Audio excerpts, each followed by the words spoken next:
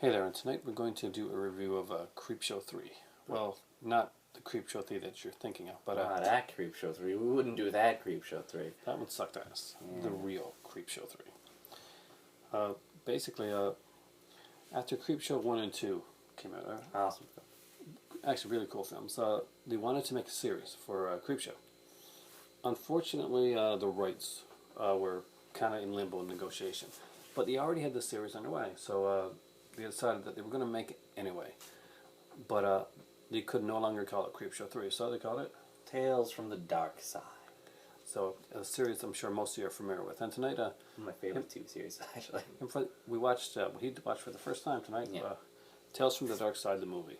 I'm a huge anthology horror fan. I was a huge fan of Tales from the Darkside and Tales from the Crypt, which I started watching 2 weeks ago while I was here. And Monster was also another one. Monster's kind of on DVD. I know, that's going to be fun. Now, Tales from the Darkside the movie was actually extremely cool. There's a lot of celebrity cameos in it. People that weren't celebrities at the time. Julianne Moore, Steve Buscemi, Christian Slater, Yeah. Debbie Harry, Matthew Lawrence, of course, played the kid. And there's a bunch more. Buster Poindexter and William Hickey, is that? Yeah. That played, there was Andre Jalon from the first Puppetmaster movie. Yeah. Well, it's broken up into 3 stories and one wraparound, like many. The wraparound is very much, it's very much Creepshow. You've seen the first 2 Creepshows, it's usually about a kid. Yeah, and usually kind of in some kind of peril. Yeah.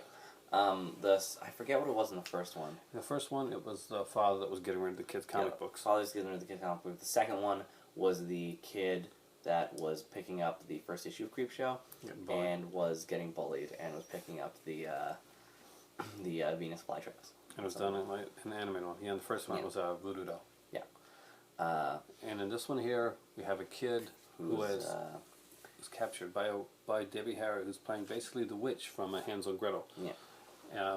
Modern day version, and she's kind of like fattening him up. She's going to eat him she's going to cook him in about an hour. Yeah.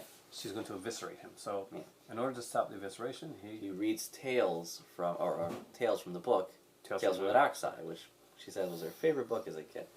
And he tells 3 stories to delay the time so when he's going to get cooked. The first story is called Lot 249. Yeah. And that was written by Sir Arthur Conan Doyle, of course, of the Sherlock Holmes fame. Now, this one stars Steve Buscemi, Christian Slater, and Julianne Moore. It's just full stars. Yeah. And pretty much, basically, this one here is a revenge tale. Yeah. Steve Buscemi's character has been screwed over for like an important grant that would have gone a long way for him scientifically by Julianne Moore, who's this really evil bitch, and her boyfriend.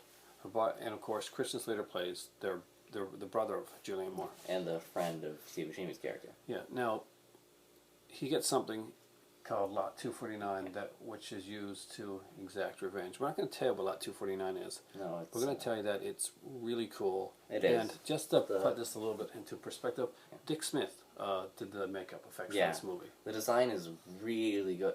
Any monster type thing or creature type thing you see in the film is really well designed. I gotta say, that was damn good. Yeah, this one and the third stories thing is very, very well done as well. So is the, I'm not going to say what it is, but the effect at the end of the second story. Yeah. Was really well done. Now, story number 2 was The Cat from Hell, based on Stephen King. Which, by the way, another thing, is based off Stephen King's story. It's done by George Romero, so it's you know, you can see the little seedlings more of Creepshow 3 is in it.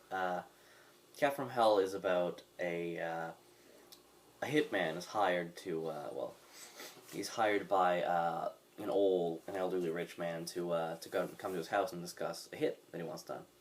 So he comes in, and he discusses with him who he's going to hit, and he discovers it's a cat, who the old man tells him has been stalking around the house for weeks and slowly offed all of his relatives. And from there, he accepts the job because he can get $100,000 from it. And the old man leaves the house to leave him with the cat.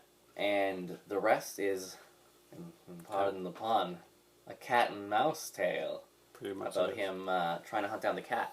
And it's a good story, I gotta say. it is. It's a fun story. Kind of cheesy. In some It is. Oh, yeah. There's a scene with the relatives are being off, where the cat is supposed to be smothering someone, but it's like it just attaches to her face and it looks super silly.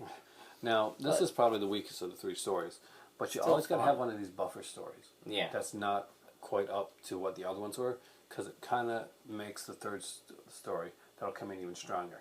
You go start right with a strong first story, have an okay second story, something that's entertaining, and then you come back with kind of like a real buffalo third story. Yeah. And just one little note, Cat from Hell was originally supposed to be part of Creepshow 2, but they ran out of money, so they didn't get to film it during Creepshow 2. Funnily enough, on what you said about Creepshow 2 as well, I view Creepshow 2, the buffer story is the first story for that one. I'm not as big fan of Old Chief Woodenhead as I like am. that story. I'm not as big a fan as I am The Raft. The Raft is awesome. The Raft is the second story, and that's the really And the best strong story. That is the yeah. meat of that one. But, we have to say, the actors, Buster Poindexter, William Hickey. Yeah. And, well, that's pretty much it for that one. Yeah, I think so. Because there's only really... And Cat. Yeah, and a cat. It was really And Dick Smith's cat effects, which are and kind a of nice cheap. reference to Hot Hot Hot. Yeah, his song. Now, the third one is... Do you remember the name of the third one? I didn't see it, honestly. We could just call it The Artist, or The Gargoyle. Oh, you should not have said that part. No, it's the first thing you see Yeah, in the sure, scene. And it has more to do with the substance of what happens. Because what it's about is an artist who's down on his luck and he's not produced anything really important in a while. And he gets... Well, He goes out. he goes out to the bar. He meets his what's his name? His agent. His agent. His agent just drops him, and in drinking, he goes out with the bartender to go get something, I believe, and a gargoyle attacks and kills the bartender. The bartender at this point, he doesn't know, but the bartender's about to mug him. Yeah. And he's got a gun out, he's doing it, and so the bartender gets what he deserves, basically. Yeah. But this, by the way, the artist is played by famous genre actor James Remar. And the gargoyle who brutally kills the guy, cuts his hand off and chops his head off, and that really well done, amazing gargoyle. Tells him that he'll let him live as long as he never tells anyone what happened, never shows them what he looked like or mentions what he looked like, and never talks at all about his existence. Yeah. So. And from there on, he pretty much runs away. He runs away, and he meets up with a girl, and slowly things start to go better in his life, but you can see throughout the story the inklings of he's drawing the pictures of the gargoyle, keeping himself hiding them. Yeah, he's keeping himself and hiding them, and you're kind of left in suspense as to what he's going to do. You know he's going to mess up. You know somehow he's going to mess up. He's going to tell somebody, or someone's going to see it. And Ray-Ban Chong actually is the girl in this one, and she was a famous '80s actress, sex symbol actually. And I think it's a wonderfully somber. I love it. You know it's got to go bad, but you just want to know how it's going to go bad. Yeah. And it's really cool. And his life turns around a lot. It goes over 10 years of his life. Yeah. And it's a sad and dark story to end on. But it fits Tales from the Darkside. Oh yeah, fits perfectly.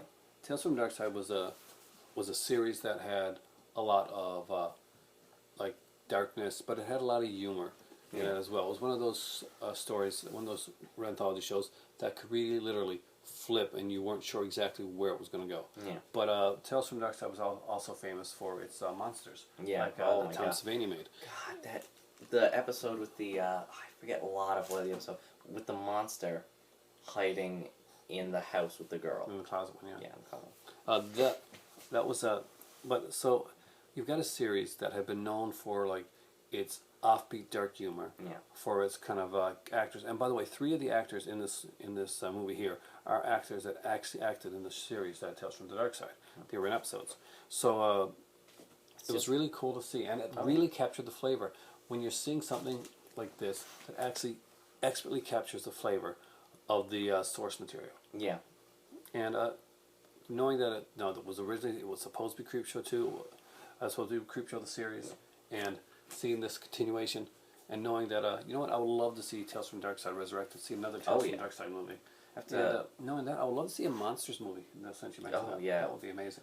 we don't talk. I don't think we ever mentioned it on the show, but my favorite genre of horror is anthology horror. I just One of my love favorites anthology too. horror.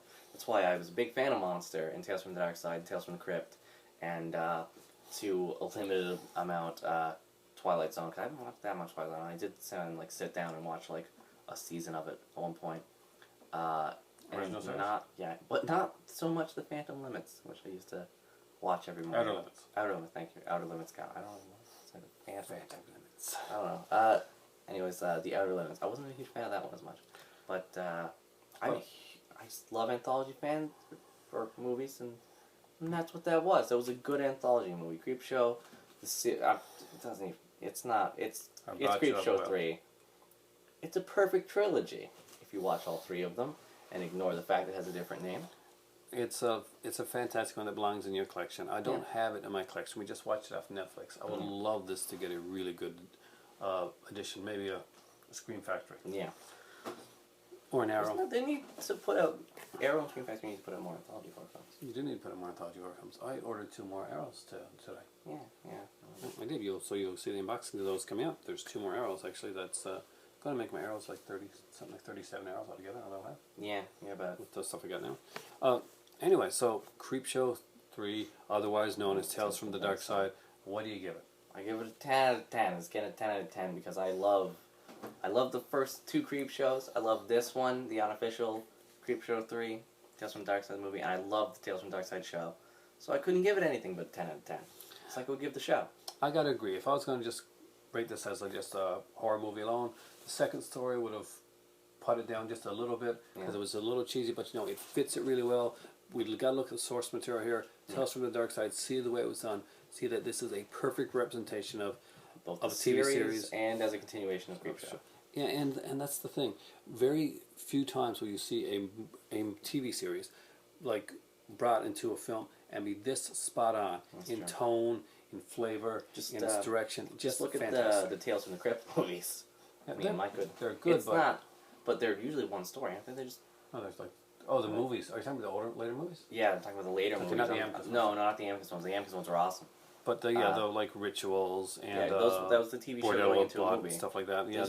They weren't very good stories up to begin with. But they were just single stories.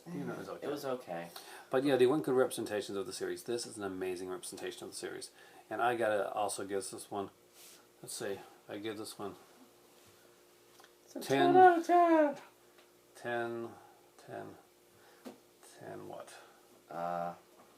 10 thanks for the rides out of 10. I give this one 10. It'd be nice if anyone gets that. Lots of chip Oh, yeah. cookies out of 10.